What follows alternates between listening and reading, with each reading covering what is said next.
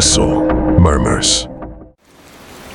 Lately, I've been trying to send you stories every day, but I feel like a large number of people who have signed up almost never come back to listen to the stories. I don't know where that is. Make you unhappy. I hope to receive comments and suggestions from you. And if you find the video good, please give me a like to give me more motivation. For those who have not yet subscribed, don't forget to click the subscribe button and press notification bell to wait for the next story. Now let's get into the story. Story 1-1. I'm sure by now we all know what Fortnite is. I had known about it for the longest time, but I never actually played it until my friends basically forced me to download it and play with them. They wanted to play in squads, which is what it's called when you play in groups of 4. My 4 friends were Evan, Xavier, and Braxton. Evan was hands down the best player and basically the initiator of this group match. Xavier was the second best, then there was Braxton. Braxton only spoke on his headset when he was in trouble or needed help. Evan, Xavier, and I, on the other hand, just goofed around and talked the whole time. The 2 of them did their best to explain how to play to me over the headset. Anyway, none of this really matters. I'll skip ahead to the important part. Evan stopped talking and there was a good 10 seconds of silence. Then Evan, who was leading us from one point to another, stopped dead in his tracks. His character just stood still for a while. Xavier turned on his headset, sounding annoyed, telling Evan to move. His character still just stood in place and Evan said nothing. Then, I could hear background noise that seemed to be coming from Evan's mic. Xavier, Braxton, and I were all telling Evan to move or we'd ditch him. But we all dropped silent when a horrific, almost painfully loud screaming came from Evan's mic. It wasn't like he was screaming into the mic. It seemed like Evan was somewhere in the background of the room. Then a door slammed shut in the background, and the 3 of us were left not knowing what to say or do. I told the 2 of them I'd call Evan immediately and turned off the console. I tried calling him 5 times. He never picked up though, so I decided to drive over to his house, which was 2 minutes away. I got to his house and saw no cars in the driveway, but the front door was open and the lights were on throughout the house. I let myself in, screaming Evan's name. Evan screamed back from somewhere upstairs. I thought the sound of his voice right up to the loft bedroom, where I found him hiding under the bed. He told me to hide. I told him to get out from under the bed and tell me what happened. He said there was someone in his bedroom. He would speak in very limited sentences for the longest time until he calmed down and would finally explain in detail. As Evan was playing Fortnite with us, he felt a tap under his bed. He pulled the cloth material that covered the sides of the bed up and looked under the bed and saw a grown man hiding underneath. That's when he threw his headset on the bed and screamed as he backed into the corner. He said the man emerged from under the bed as Evan was still paralyzed in fear in the corner, screaming. Then the man walked straight out the bedroom door, and that was the last we ever saw of him. At that moment, he didn't know if the man was still in the house or not, so he called the cops, not knowing what else to do. When they showed up, we didn't know what to expect from them. 2 cops actually showed up. The male officer went inside of the house and looked around, while the female officer stayed with us outside with a small pocket notebook in her hand, writing down what Evan described to her. And just like that, the cops left. I stayed over Evan's house that night just to make him feel better. We all still play Fortnite together. I'm much better now. Story 2. I've never been a huge Fortnite person, but all my friends have been for a while. I always feel like I'm being left out when they're saying to jump on Fortnite and such. Yeah, I've played the game a few times and I get the gist of the gameplay and whatnot. I'm just not good at the game. So one Monday night, I hopped on the game and played alone just to practice. I did that over and over and over until I started actually getting pretty decent at the game. Then I started to play the game with other players, not my friends, just random people online. I played a game of duos, meaning with one other person on my team. His gamer tag was BobRocket16 or something like that, with a few extra C's and E's or whatever. I didn't write it down. We lost the game. Think we ranked like number 20. After the game was over, I got a personal message from the guy saying he thought I was really good and that we should play again. It was weird because, really, I didn't play too well at all that game. Nevertheless, I played another game with him. This time, he turned on his microphone and was trying to talk to me. I don't have a gaming microphone, so I couldn't talk back. I could only hear him through the TV speakers. Based on his tone and what he was saying, he seemed to be getting annoyed that I wasn't talking to him. I heard him say things like, "Put your mic on and stop being a faggot." Any thought of this guy being cool was gone at this point, and I thought he was just a straight-up douche. I was going to finish the game, but after that was it with this guy.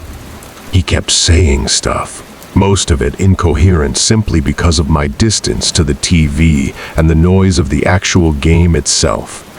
But then I heard him say my name. Not just my first name, my full name.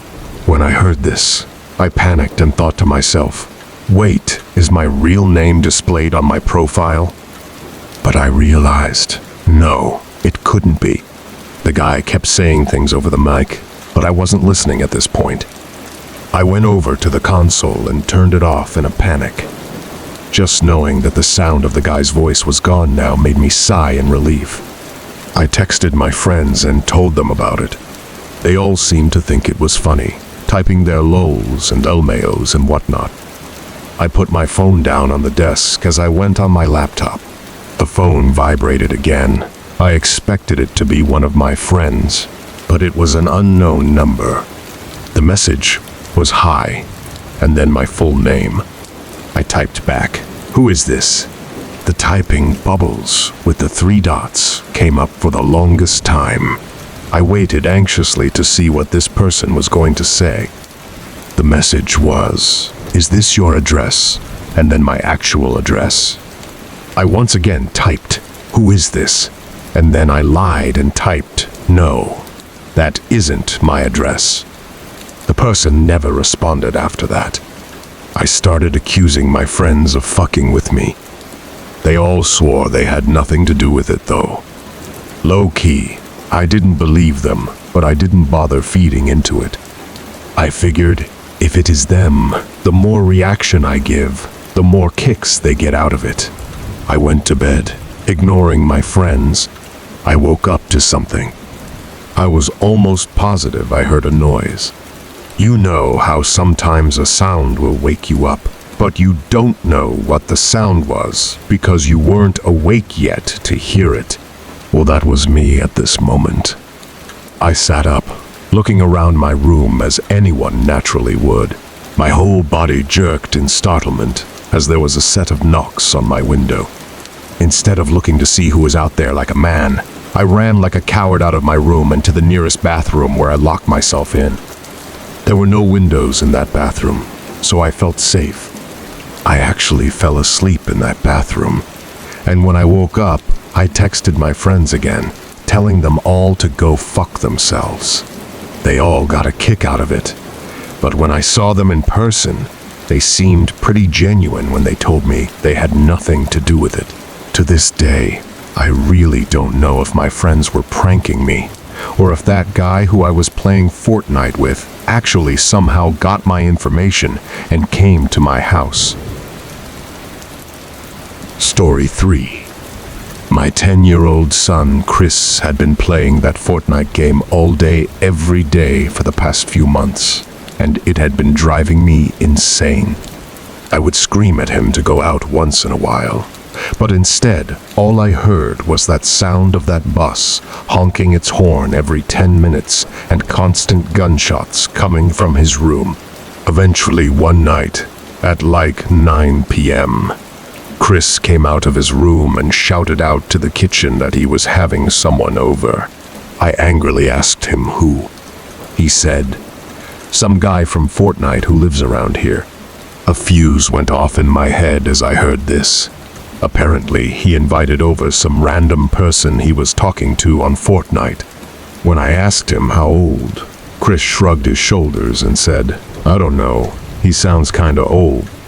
I started to freak out, knowing some random stranger who was probably well older than my 10-year-old son was coming to my house.